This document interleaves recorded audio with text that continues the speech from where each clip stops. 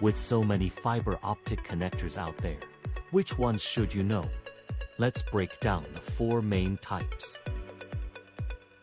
1. FC connector. Its style: threaded. Connection: screw it on. Use case: often found in optical terminals and patch panels where a secure, vibration-resistant connection is key. 2. SC connector. Its style: the standard big square head. Connection: simple push-pull. Use case: a common workhorse in routers, switches, and media converters. 3. LC connector. Its style: the little square head. Connection: push-pull, but half the size of SC.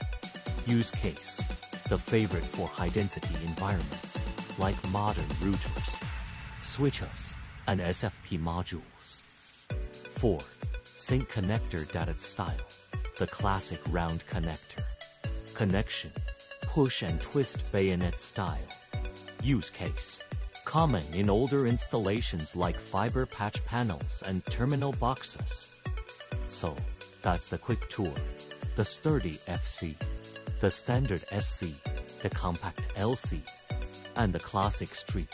Now you can spot the difference.